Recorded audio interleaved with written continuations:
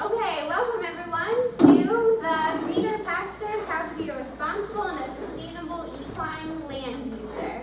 So first off, I'd like to start by saying thank you to all of our panelists who came out here today to educate you guys on this topic. And the first thing we're going to do is just briefly go through, and each of the panelists can just describe why they're here and kind of their position within this topic. I'm Stephanie Barbera. I teach here, as most of you know, and I'm serving as a panelist because I own a small equine facility. Part of that property has wetlands and water issues, so I've been through a lot with dealing with that, and that's what I do. I'm Suzette Truax. I'm a graduate of Del Val.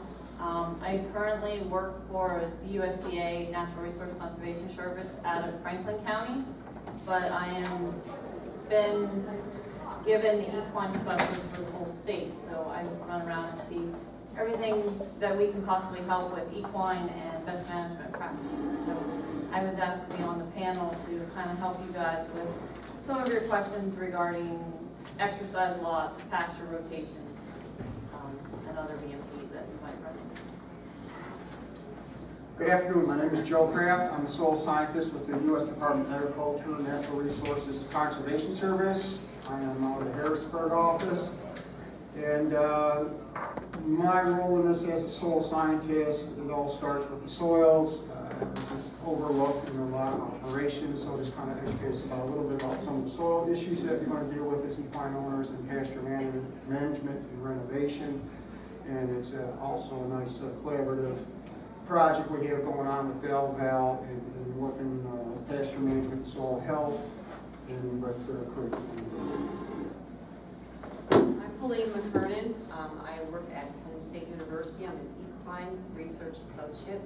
And for the past few years, I've been working on some grant projects where there's many aspects of it, but the one that I enjoy the most is I get to go out to the different counties, conservation districts, private farms, individual farms, whatever, and do some programming for them to try to educate them on some pasture management, nutritional, manure composting, for soil fertility, you name it, the whole thing, which leads into the regulations that they need to abide by in the state. Great, thank you. Okay, so horse owners who utilize pastures in their equine management make decisions on what purpose the pasture will serve. For some, the pasture is a means of turnout for exercise. Others utilize pastures for nutritional purposes. In the case of aged, metabolic, or injured horses, the pasture can be a rehabilitation outlet. No matter what the purpose of the pasture is, it is important to maintain forage that is healthy and benefits the horse. The health of the pasture begins with the soil's fertility and the types of selective forage species. To keep the pasture flourishing, considerations are needed such as rotational grazing, limited usage, maintenance, mowing, and weed control. The advantages of a healthy pasture are critical components in maintaining a healthy horse. So, as we proceed, the first topic that we're going to discuss is pasture management. Helene, can you start us off by talking a little bit about how many acres a horse owner or farm manager would need for a pasture to support their horse? Sure. In the past, that's a question that's always been posed, and a lot of townships will call Penn State or Del Val or other references. I'm sure NRCS has had the same question. How many acres per horse? Well, that's not a simple answer. And therefore, it is now what's called an AEU, which is an animal equivalent unit. So the person with 20 little minis might have the same needs as someone with maybe 1 or 2 draft horses or about 4 or 5 other horses. So it goes on your animal's equivalent, size, the unit, the weight. And then you have to think about the time of the year. Okay, how much land could handle, how much of the grass can handle your horse certain times of the year. We realize in the spring when everything gets green, we're all excited, it grows like crazy. What happens in mid-June or beginning of July? All of you know we usually get droughts, the grass start, you don't have to mow it as much. So different acres can support at different times of the year a different amount of horses. In the fall, we kind of have a surge back of the pastures doing better. So an example for you would be, in May or June, 1 animal unit, now that could be 3 minis or whatever, they equal 1,000 pounds. 1 acre might be able to support that 1 horse, okay, or many horses. In fact, in May or June, you could have maybe 10 horses on that 1 acre for a short period of time. Come in the middle of the summer, like June, July, and August, that 1 horse is going to need 10 acres. So going from being able to be supported on 1 acre early in the spring to having to have 10 acres. Now the bad thing is, you guys can't just suddenly find more land. Okay, so you have to work around that. And then in the fall, it comes down to about halfway between that. Our grasses are cool season grasses, and they grow at different times better. Some are more quick at growing in the spring, and some grow later in the season. Does that answer your question? Great, yes. There is no answer. If you come to the summary, you can't say 1 acre per horse. And townships love to put this law in effect if you live in an area. And they don't understand because you might need 20 acres for a couple horses in the middle of July. So it's hard. Thank you. Suzette, could you touch on and define us what pasture rotation is? Pasture rotation can go many different ways. And what I'm talking about when I talk about pasture rotation is the rotation of your grasses, not your horses. So I'm talking about when's the best time to have our horses out there from a grass standpoint, not putting 2 horses out for 2 hours and putting 4 more out in that same paddock. So the first thing we need to think about is, what do we want that pasture for? Do we want it for exercise, or do we want it from a nutritional standpoint? If we're looking at it from just exercise, then we just need to make sure we maintain an average of 3 inches of growth, and we're good. If we're looking at it from a nutrition standpoint, then we want to look at what type of forages do I have out there. Do I have forages that are good for my horses to eat? Do I have the good production of forages? You know, how often do I want to rotate? Am I looking at a real intensive rotation where I want to move horses every 1 to 2 days? Am I looking at a little bit less rotation where I move them every 3 to 4 days? And then that comes back to, how many acres do I have? How often, if I don't have a lot of acreage, then I need to look at, do I need to have a sacrifice area where I can put those animals while my forages grow? Because in the spring, like Helene said, we're going to have that real high amount of grasses are going to grow very quickly. But when we get into June, July, things are going to start to slow down. So do I have enough acres where I can maintain that nutritional value of my grasses? So there's rotational grazing. We can talk about it for hours if we wanted to. But that would be my main focus, is to figure out, is it for an exercise or is it from a nutrition standpoint? Thank you. And Stephanie, what are some suggestions that you can give us as a horse landowner yourself with small acreage? How do you manage your property with that? The first and most important thing that just said it was to have sacrifice areas. So in my farm, we have our acreage divided into 2 very large fields, about 4 medium fields, and 3 sacrifice fields. So the sacrifice areas are mud in the spring, but areas where there is no grass, but they have round bales covered so that they have something to eat at all times when they're in there. And so I utilize those in the times when there's a lot of rain and the horses are going to rip up the field. So those times, the large fields, like in spring, I'll let the horses into the large fields. So as the grass is starting to come up and it's little baby grass, they can nibble on it in the big field, while the medium fields sort of get a stand of grass going. And then as the, around June, when things start to slow down, they get moved onto the medium fields so that those bigger fields can continue to grow. And I do a lot of walking in the pasture and looking at the growth and watching the weather all the time. So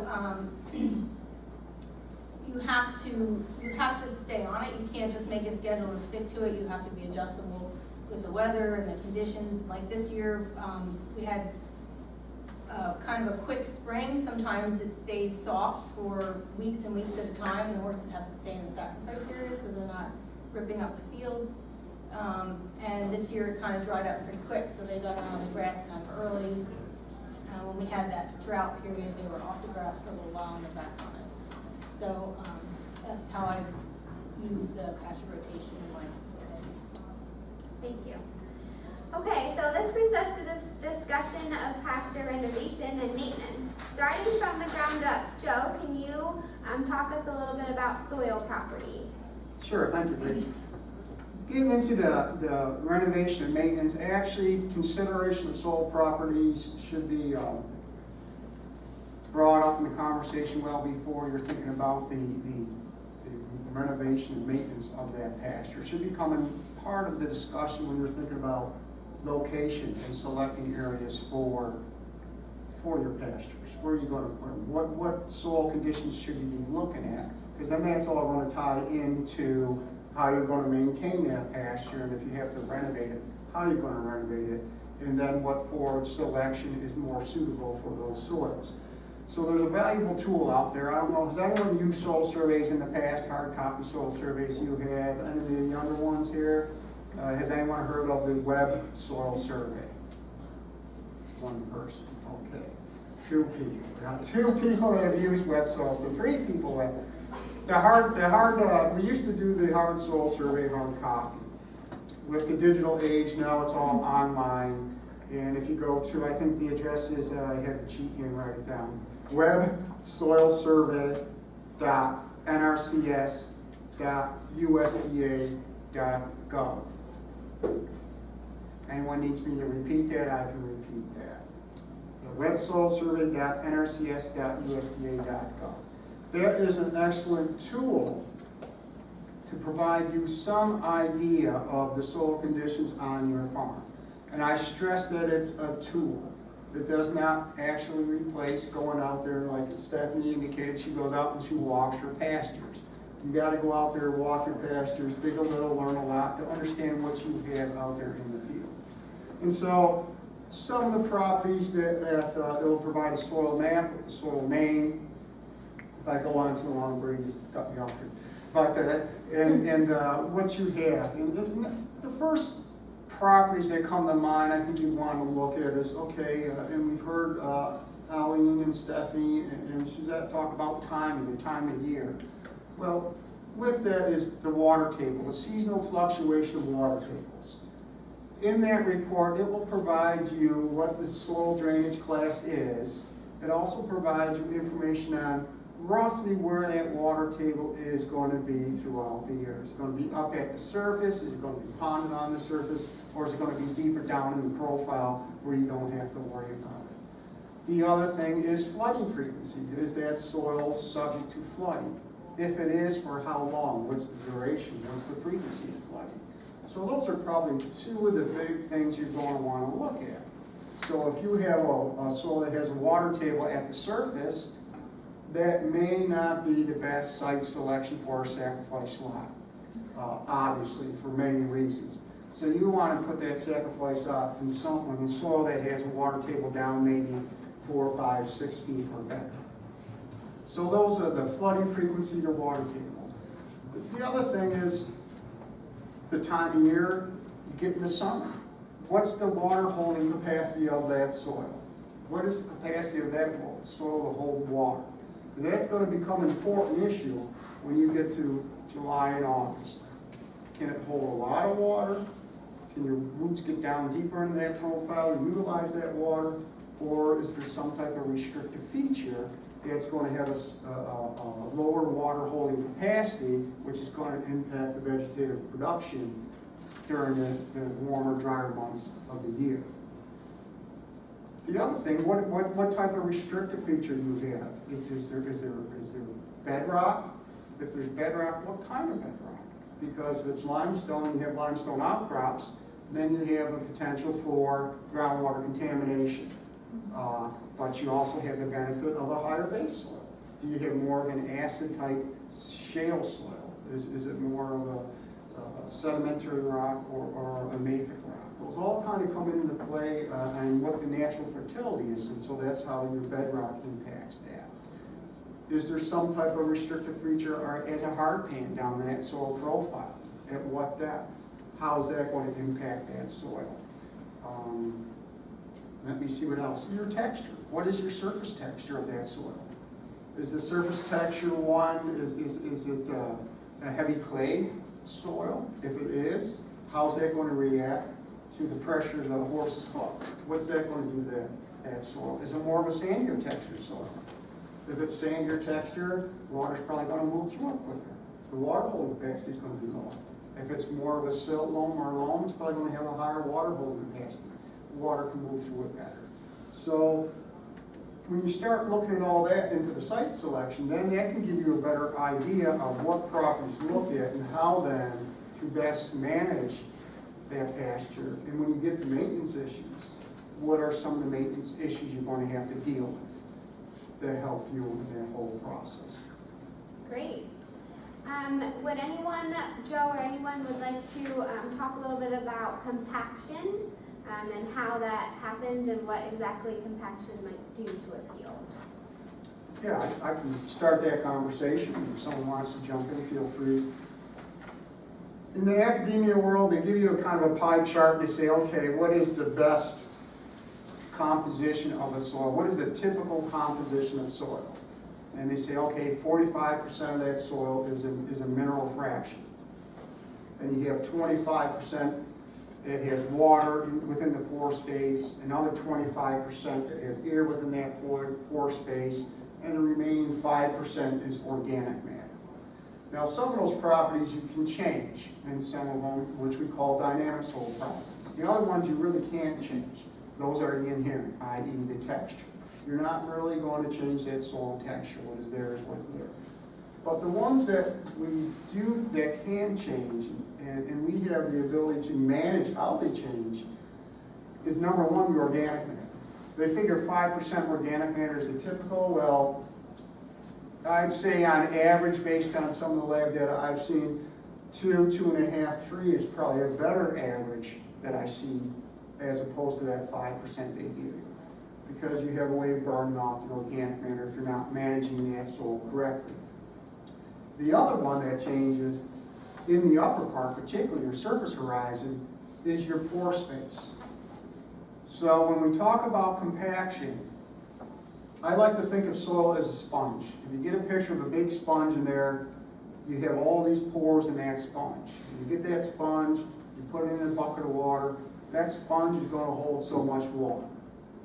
But now when you start compressing that soil starts getting compressed, and you compress that sponge, and you're compressing that sponge, what you're doing now is you're driving out the water out of that pore space. And when you drive the water out, then you're crushing that soil structure and that aggregate stability, and you're closing up that pore space. And so any pore space that was in that soil is now all been compressed, removed from that system.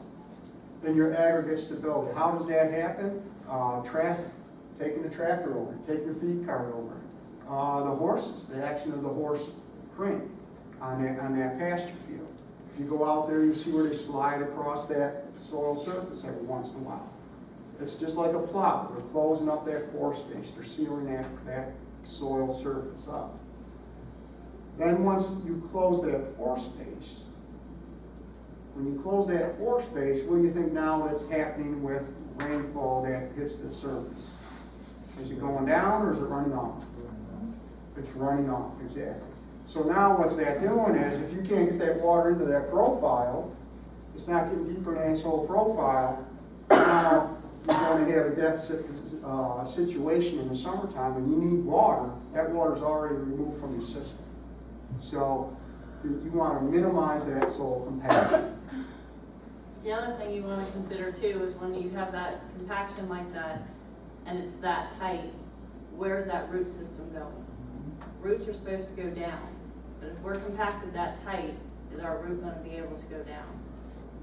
And that's what we've noticed. We've done some trials here at Del Val, and we can actually see the roots actually going horizontal because they cannot get down into the ground. So that's something that we're working with Bree to try to figure out how can we help get rid of some of this compaction. But that's something to keep in the back of your head. You're gonna go out there and you're like, why isn't my forage growing? Well, it could be very well your forage isn't growing because your soil is so compacted that it can't grow. It's not that you're doing anything wrong, it's just that soil is too compacted. So then we need to look at alternative ways to try to fix that soil. And it's not an easy fix, it ain't gonna happen overnight. Great, thank you. Stephanie, could you discuss with us your experiences with soil health and wetlands and how this has impacted your operation?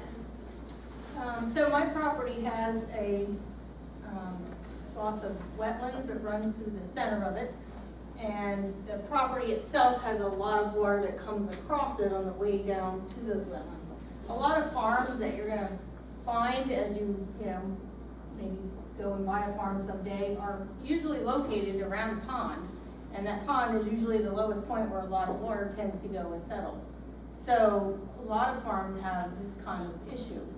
So our wetlands are, there's a lot of trees and shrubbery and a really big buffer around them. And there are requirements that you cannot build within a certain distance of the wetlands. So when I bought the property, I had to have it surveyed, and the surveyor had to put elevations on there and take soil samples and sort of map out the whole property, where the wetlands are. And there's another term called a riparian corridor, which is where it's loosely defined as like an area that could be wetlands and that a lot of water comes across. A lot of our property is in the riparian corridor as well. So that limits, what we can do, and we've, like our one field where the wetlands goes, that whole area is fenced off, but the horses can't even get to that area. And those lower lying areas of our property we don't use for pasture. And the upper part of the property where it's more dry is where I turn out the bigger, heavier horses. And the lower part of the property where it tends to be more wet and soft is where all the little barefoot ponies go, so that they're not causing as much damage. During the spring when things are wet, nobody goes in those fields.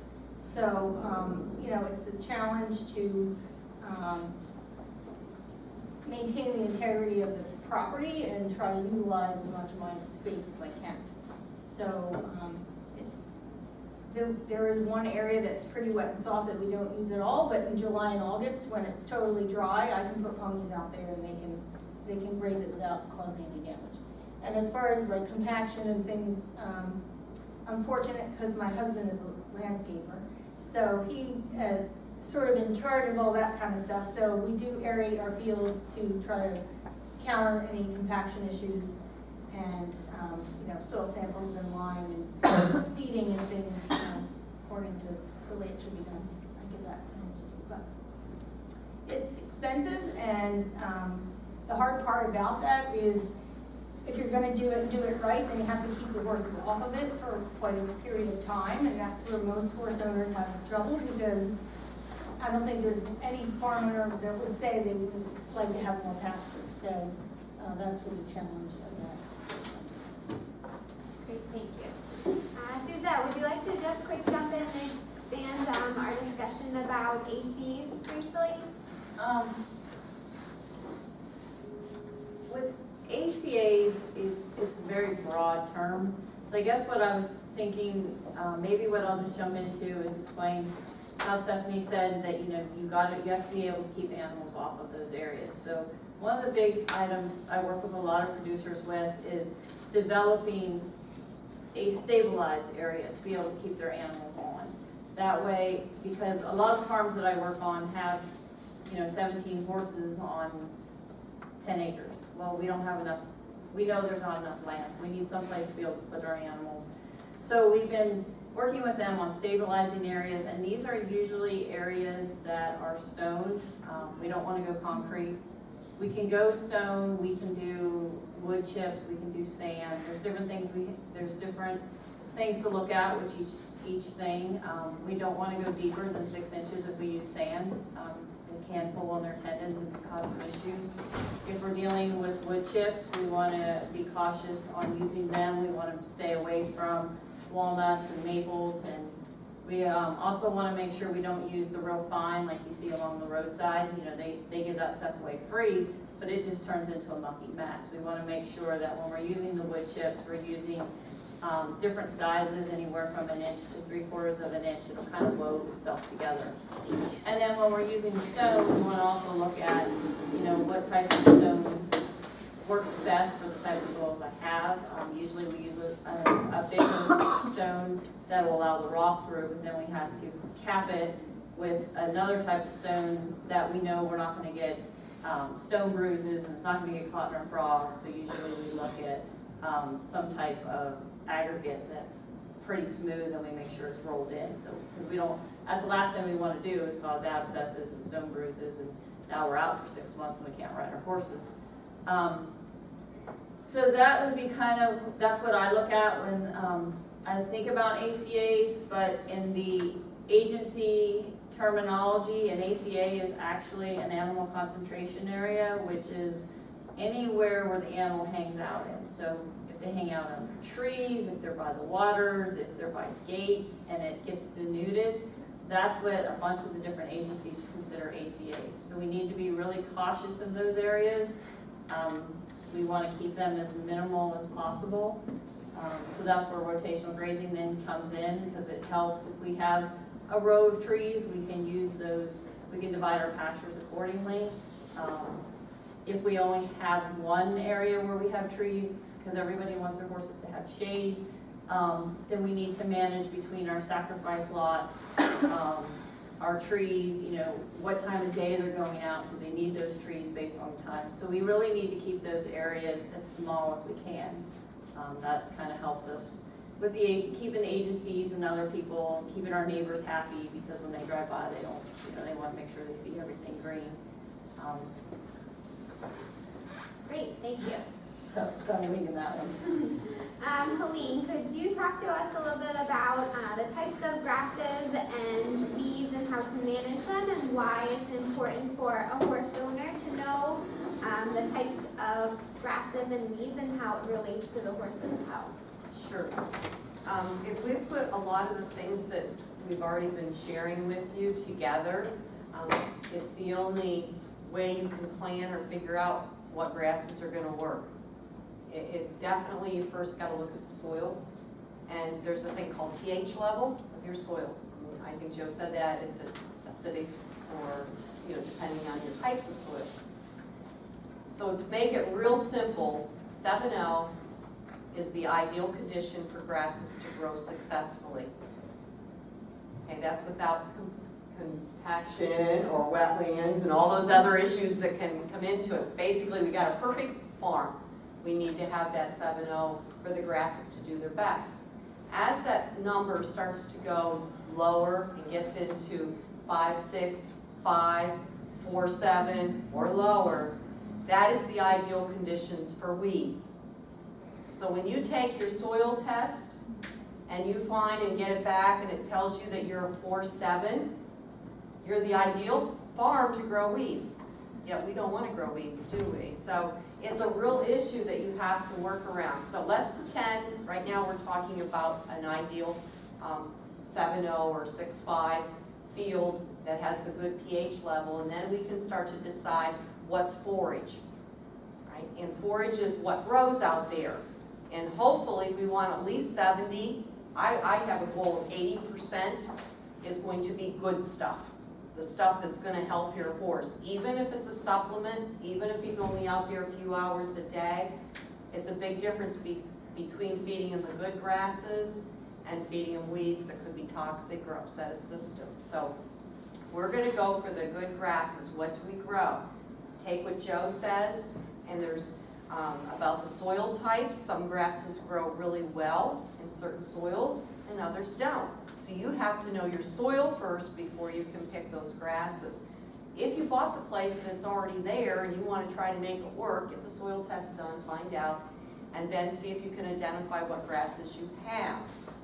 Right? Some of the grasses that we like as horse people, I'm going to kind of give you an idea of a few of them, but don't forget your legumes, which are your clovers or your alfalfa type. And they are so wonderful for pastures because they give back some nitrogen into it. But us horse people tend to go, oh, they give my horse the slobbers. Okay, how many of you know what slobbers is? The drooling mess. You know, the farrier's nightmare. When the horse will eat, it doesn't hurt the horse. It's a fungus that grows on the leaf of the clover when it becomes stressed. And my experience has shown it can be stressed from being too wet, too dry, walked on, or just feels like getting the fungus on it. I mean, there's no set period of time to do it, but the horse will drool immensely. The good news is it doesn't hurt the horse. You take the horse off, and usually within 24 hours, the drooling's gone. So I encourage clovers. They're excellent, and they work well with your grasses. The types of grasses that I recommend for a pasture, after I found out what the soil is, so I know which ones grow well, would be a tall fescue, which they have what's called endophyte-free. All right, now you say, well, what's that mean? Well, the tall fescue has an ability to develop internally within itself, its system, an endophyte, which helps protect it from disease. Unfortunately, when this tall fescue has developed that endophyte, it also will cause abortions, early deaths, and so on breeding horses, on foals. So if you have a farm that you never breed, you probably don't have to worry about this. But if you do any breeding at all, you're going to be real careful. And Kentucky found this out a few years ago, and they lost herds of horses because of this problem. So fescue is very good for horses. An early grower, you know, I mean, not one of the earliest, but it grows in pretty good in the spring. My favorite's Kentucky bluegrass, even though I don't live in Kentucky. One of the reasons it's very early matured. It'll come up, you'll see that in early spring, one of the ones that comes out. Most of our lawns have it in it. That's why they look so green so quickly. It's a very dense sod. It handles the stress of being walked upon.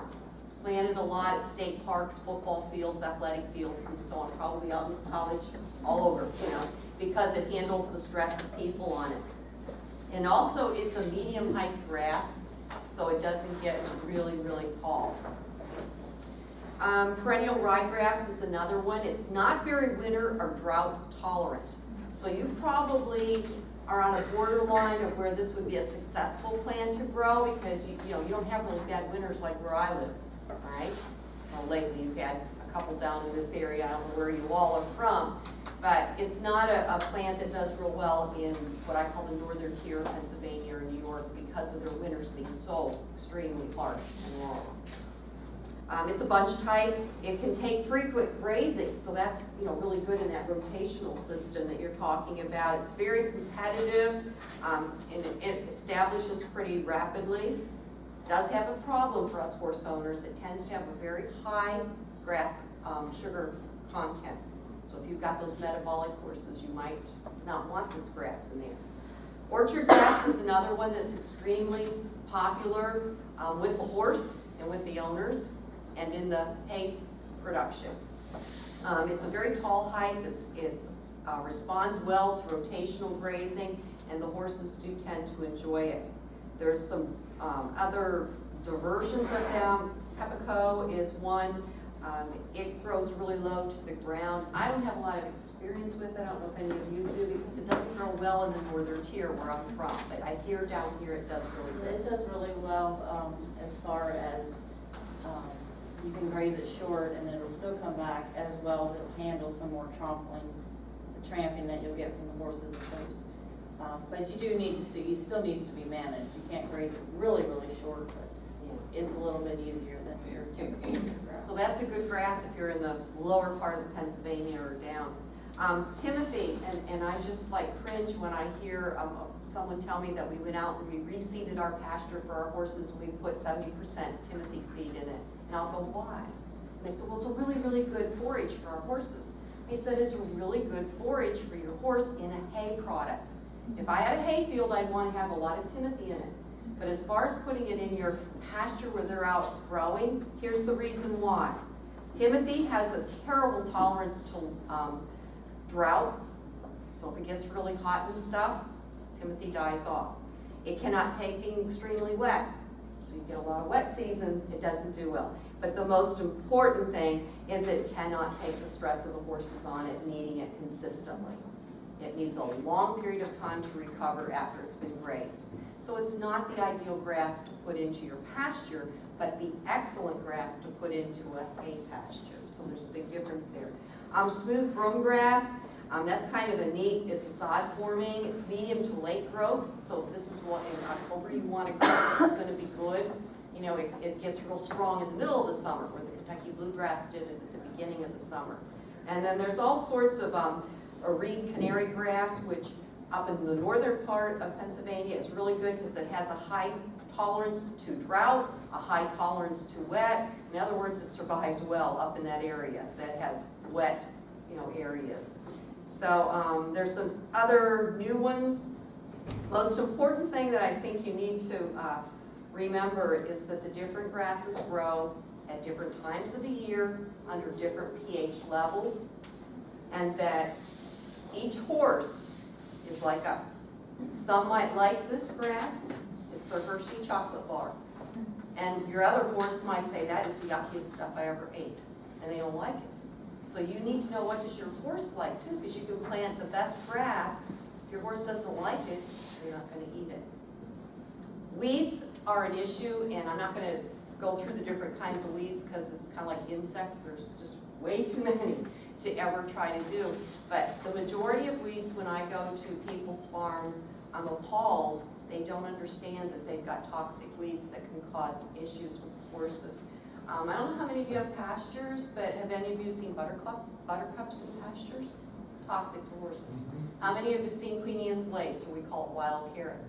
Toxic to horses. Milkweed, toxic to horses. Of course, a horse has got to be nuts to eat milkweed because it's really, really tastes awful. And that's what most weeds do, taste awful. And they're not going to eat them unless there's nothing else to eat. So if you don't maintain and do the rotational grazing, get the good soil test, do what Stephanie does, and you don't have the good grasses thick and worthwhile for the horse to eat, the grass is going to die off, the weeds will take its place, and there's just oodles of them that are toxic to horses. Maybe one bite, horse is gone. Okay? Others, you may not even notice it. It might take 4 years. The buttercups are one of those. Continual grazing and getting them in the hay or in the field can lead to liver disease. Check down. Excellent, thank you. Joe, would you like to just quick touch on the soil and how that affects different types of grasses and weeds? Sure, Bree. I think, Helene, you did an excellent job already tying a lot of the soil properties in with vegetative growth selection and all that, but just to recap again, we can't emphasize enough what you're dealing with as far as the soil. Where's that water table? Is it going to have that moisture in the spring? Is it going to be a poorly drained one, which has got a different forage selection than a well-drained soil? You talk about Timothy not doing well in the summertime drought conditions. That's where your available water holding capacity comes into play. That's where your soil texture comes into play. What are you dealing with as far as that?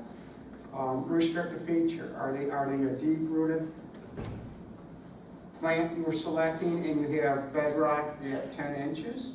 Or can they tolerate shallow or droughtier conditions out there in that field? What conditions do you have in your soil, and how are you tying that back to your forage selection? The other big thing here is the compaction issue, your soil structure, what we call aggregate stability. The better structure you have, the more pore space you have in that soil, that's going to allow that water to infiltrate down into that soil profile. And the best way to get water down into that soil profile is to increase your worm population.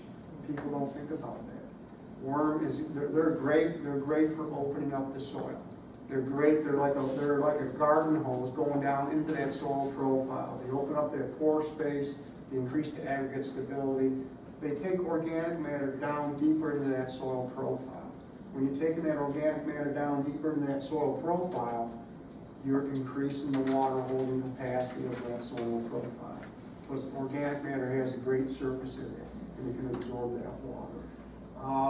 The one we're starting to get a better understanding of with our whole soil health initiative is the interaction between the plant roots, the diversity above the soil surface. So if you have a lot of diverse plants above the soil surface, you're going to get a diversity in root production below the soil surface. By getting that diversity, you're now getting a diversity, you're incorporating more organic matter into that soil profile. You're getting that organic matter down deeper into that soil profile.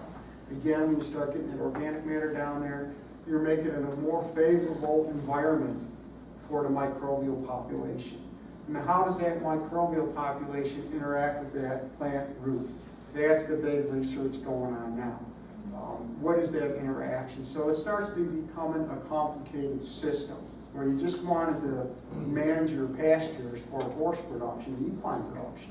But now you're getting into a whole different realm of soil biology and microbiology. Another thing you might want to think about is this: at this time of year, we're talking about the sacrifice areas. If they're all brown at this time of year and you can move the horses somewhere else, you might want to consider some type of a cover crop just for the winter time, just to protect that soil, to keep it some type of cover on there. You don't want to have a bare soil going in the winter time.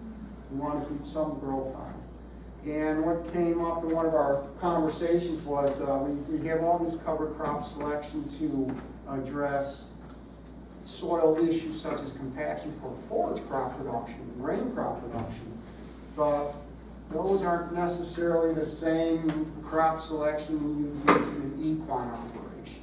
So now we're going to try to partner with our Plant Material Center in Belleville to see, okay, what do we have out there for equine producers to address some of these soil conditions, but are also beneficial to the equine operation on the whole. So I think that's how the soils issue come into the forage selection. Anything else to add to that? I think you two got it pretty good. Thank you both. I just And want to add one thing. When controlling weeds, something people overlook is the need to mow your pastures. A lot of times they see that it's low, and so they don't want to cut it, and really what you need to do is cut it high to cut down the weeds to give the grass more of a chance to get going. Yeah, and she's absolutely correct. You know, a weed seed can last 39 years, some of them in the soil. So the only way you're going to get rid of the annuals over a long period of time is if you keep your, maintain your pasture. And I recommend that, you know, when it starts to get down, like Suzette said, that you can let them eat down to 4 inches or some species 3.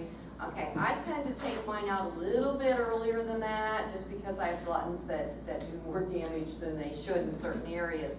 But, you know, once it gets back up to at least 8 inches, then that field's ready again. Too many people put them back in too quick, and it takes that grass around 21 to 27 days to grow from this to this. Okay, now in the spring it goes, doesn't take that much time, but in the middle of the summer, it, you know, might take it even 6 weeks. So we sometimes rush getting the horses back onto a pasture when it's not ready. But yeah, mow. I say that all the time, and people look at me like I'm nuts. Best way to defend yourself against weeds, best way to get your grasses to multiply and improve. Grasses can take being mowed, okay? Weeds can't. So. And we want to be cautious on how low we mow it, because if we mow it too short, we're going to kill our grasses off. Right. Because we go back to biology, our grasses, the cool season grasses, they store their root reserve in the top 3 inches. That would be like our tall fescues, our orchard grass, our brome. When we get into Kentucky bluegrass, they store theirs in stolons, which move across the soil. So you gotta know your forages and which ones are which, but, if the grade's too short, eventually we kill ourselves off. So we also have to look at mowing. We don't wanna go in and scalp it, because now we've just stressed our plant, and the more we do that, the more stressed that plant gets where it eventually dies. So if you can go that 3 to 4 inches mowing, like Stephanie said and Helene said, then that way you're killing your weed off because it doesn't want to be that short. Its root reserve most of the time is in that 5 to 6 inches. So we need to be, if we can get it down and then allow our grasses to grow back and kill our weeds off. So be cautious of which grass type you have. If you're encouraging grasses, will the action of the roots of the grasses sometimes ameliorate the packing? Or is it better to go at it with a coring process or perhaps a harrowing process or something like that to break up some of the packed land? And I'm talking about land that is not turned over to horses yet, land that we've actually just been reclaiming for a couple of years thus far, where we started off by simply mowing the open areas way back in the annals of history of this pasture. But it's been like basically abandoned for quite some time. And I'm also not talking geographically around here, it's way the hell up in Maine. And I'm wondering how much it will come back through natural processes with the action, the activity of the roots themselves, if we encourage it through careful mowing, and what other processes would you recommend to kind of try and help bring this back in the space of like maybe I'm thinking 2 to 3 year times? You can do it with forages, depending on what type of forages. And you're not talking about pasture, so there's a lot of other forages out there that you can use that will help break up that pan. The goal is to make it into horse land. Right, but for now, you could use other forages. I mean, there's the turnips, there's the rapes, there's all those different things that can help break up those pan. But what we are cautious about, and I know Helene and I, we're looking at it, well, a horse can't graze turnips. Its sugar content is way out there. So we're looking at what kind of forages can we use that we can still graze at the same time. But in your situation, there is a lot of forages out there that do that's what they're developed for, is for soil health and to help break up the compaction. Break it up so that then the grasses. And then it helps where the grasses can take hold and take those and dig down into the soil. Susan, I would want to ask him, do you know if it's compacted?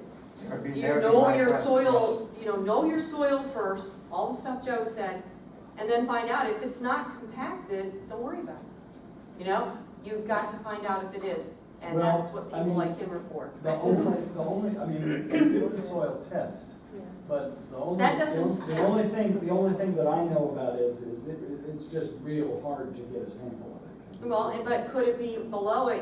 I just was in Maine, and you have a lot of rocks up there. Yeah, I I mean, you I've very taken a lot. possibly don't have much of a choice, Yeah. and so there's a difference between compaction Mhm. and the bedding Rocky underneath soil. it being rocks, you don't have that option. That's what Joe said, you can't change some environmental conditions. I'd find out first if it's compacted, because if it had been dormant all these years, like you're talking about, a lot of those grasses, when they would have fallen down, would have rotted, which encourages your microorganisms, and you shouldn't be having a compaction issue if nothing was on it. So maybe And- something else causing Yeah, that. that's what I would do is dig a hole. Yeah, Dig a see how little, far learn you a can lot. go. Dig a little, learn a lot. Well, And dig 8, 12 inches, and see how is it breaking out in a more kind of granular, small, blocky type structure, or you having these big plates coming out. That's the first evaluation. You said you had a soil test. What was the organic matter content, you recall? I don't remember. I remember it came up actually amazingly good. It used to be limed, and I forget the pH off the top of my head. Okay, It so, wasn't too bad. if your organic matter content is 3, 4, 5%, Mhm. Chuck it. I'm wondering if you really do have a compaction issue there. Okay. Especially the little worms are showing their heads when you're digging down.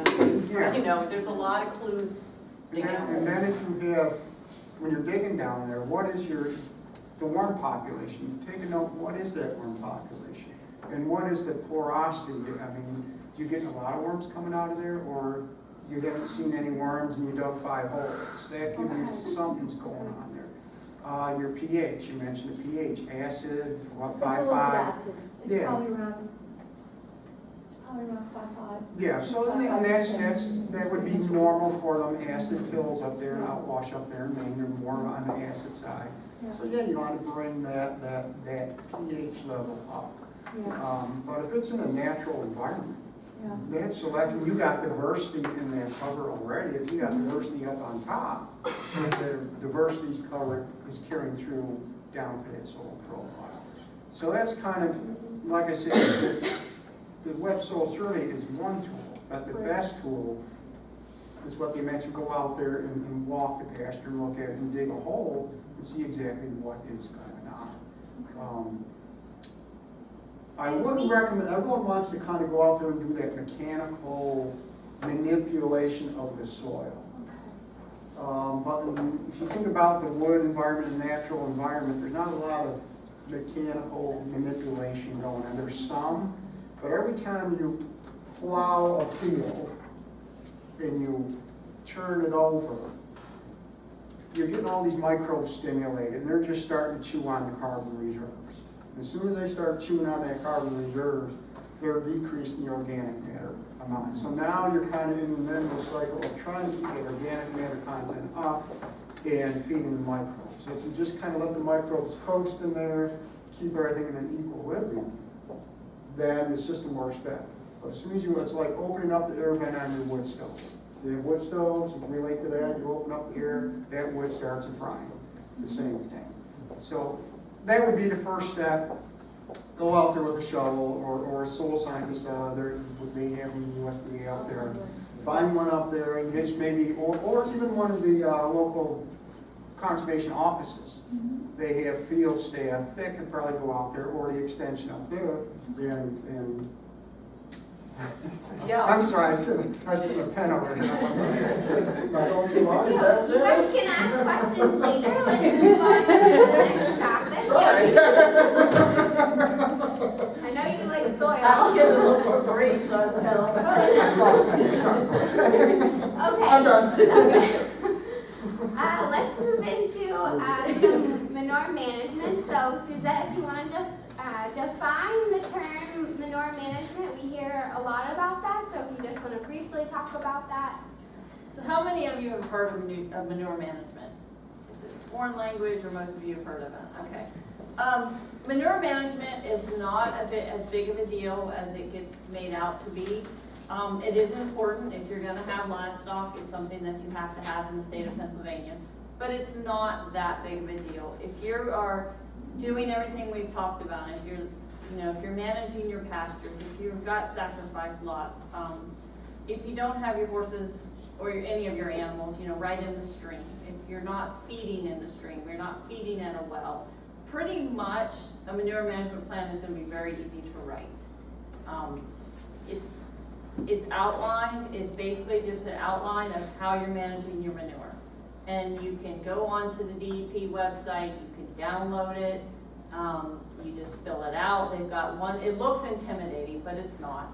One side of the book, the beginning of the book, basically shows you an example of how to fill it out. The middle part is actually the section that you fill out, and then the last part has tables. So if you're doing any mechanical spreading, it explains how to do the mechanical spreading. So it's not an end of the world. I know a lot of people got really nervous when it first came out. You don't have to give it to anybody. All you have to do is keep it in a drawer where it's easy to get.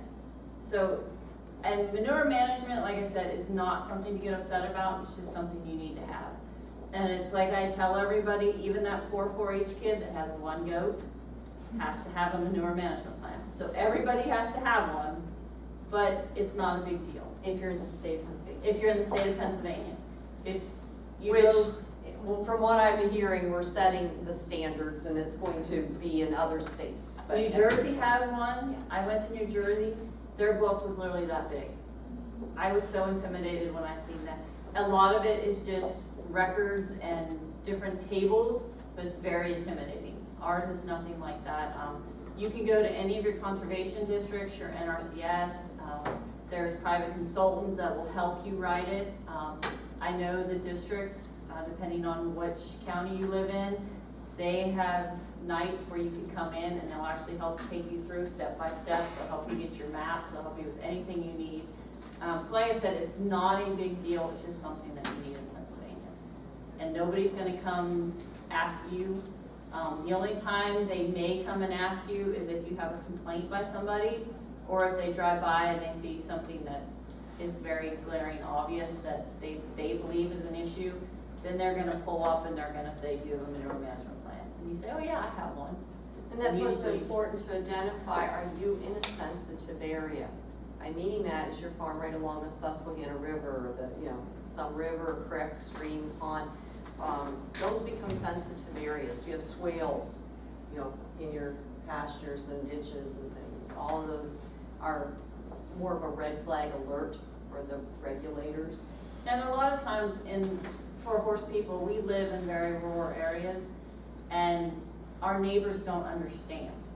So they see a brown area and they automatically assume we're doing something wrong, so they call and complain. We're really not doing anything wrong. They just don't know the difference. And so somebody then has to come out, and then when they ask for our manure management plan and our E&S plan, we hand it over, and usually they say, okay, and they walk away. So that's what the nice thing about having one is you don't have to worry about anybody finding you or there. And most of the people that I've talked to, they're not going to come out to find you anyway. They're going to come out and try to work with you, unless you get really snotty with them and are like, well, I don't care what you say, this is the way I'm doing it. Then they might come out and find you. But most of the people that I've talked to said, no, we're going to try to work with them. We're going to give them a year. We're going to give them 2 years to try to correct whatever the problem is. Great, thank you. Helene, so how does a horse owner or manager manage manure on their farm? Well, we have it, right? We have horses, we have the manure, and if you have, I don't have to tell any of you that remove manure, that the average horse produces about 40 pounds a day. Okay, it's a lot. And like I said, no one has to tell me that. I'm the one pushing the wheelbarrow for 3 horses daily or so on. Misunderstanding with manure, it's the most renewable resource that you have. And unfortunately, us horse people have tended to put it in a corner and hope it goes away. Disappears, evaporates, whatever. We're just hoping it just disappears. Or we hire someone to come take it away. Or, we try to think of ways to get rid of it, and we never realize that applying it right back to our pasture could be an excellent way to remove it and to utilize it. But you've got to compost it properly. And that's a science. I think one thing I've learned in the past 10, 15 years, my thought of what a farmer was when I was a little girl was old MacDonald had a farm type attitude, Now when I look and someone says I farm, I go, oh, they must be the smartest person in the whole world. Because they have to know everything, scientifically, mathematically, environmentally. And us horse people need to move that over to that level. So when you're going to try to compost, there are regulations on where you can do it and how, but I'm not worried about that right now. I want to think of it as a source that I can put back on my pasture. It's going to need carbon, water, microorganisms, and the manure to be able to compost properly. And most of the time it requires some turning so this can happen. And I do a whole little program on it. I can get very passionate about manure. But to make it short for today, it's just not putting it in a pile somewhere and think it's going to compost. And this is the grossest thing that I can say to you. If you want to know if your pile's composted, reach in. Okay? Pull out your hand. If you've got a nice, spongy, dirty, looks like a rotten tree thingy, you're composting. If you can pull out a ball, it's not composting. And probably when I go around to the farms, 90% do not have a compost pile. They have a stockpile of manure that's going nowhere. And then the last thing I'd like to share with you is with this pasture, the horses that are rotational grazing, the soil, the whole bit, we have some horses that maybe like to eat really close to the fenced area or where your barn area is, or where you put them out at. And you look back and there's wonderful grass way in the back 40, but they're too lazy, especially the older horses, to walk too far because they might miss out on something like trees. So they stick right around the barn. There's nothing wrong with taking your composted manure and applying it in that area close to where the pasture gates are, where you bring them in and out. They won't eat on that for at least 2 to 3 weeks because they don't like where they food. And if you notice, you have that kind of pile in your pasture normally where the horse will do that. So that forces them to go to the back. And a long time ago, we worried totally about parasites with that. That's a whole other program. But don't be so concerned. If you've composted properly, you've killed off probably most of the parasite concern. But it's a renewable source. You could even sell it, okay? But don't just stockpile it and hide it behind the barn, because you can't do that anymore. Thank you. And Joe, what would happen environmentally if a horse owner is not utilizing their manure correctly? Well, you can do a lot happening, and it could cost you a lot if you're not managing it correctly. But if you're managing it correctly, it can be a lot of dividends. So I guess the biggest thing is if you're stockpiling, where you're stockpiling it, are you getting runoff from that pile? If you're getting runoff, what are your soil conditions down below that pile? Is there enough? Can you use that soil below that pile to act as a natural filter field and let that effluent infiltrate into there? If you are, what is your water table depth? Again, all these things we discussed earlier kind of goes into the selection of that. You can use that, if you're not using that manure effectively, that's a great source. As Helene said, to get the organic matter back into that soil profile. It's a great source to open up that soil profile, to get the porosity opened up. It's a great source for the microbial population. So if you're not utilizing it, you're just removing it from the system, then you're going to get more runoff. And then the regulators kind of like that kind of stuff. They'll look at you, they'll see your runoff, they can see where it's concentrated, burned the vegetative, made its way down to the stream, and then you got a lot of issues. That could cost you a lot. But if you're managing it, and you're using it in your system to put back into the system and build up that soil profile and build up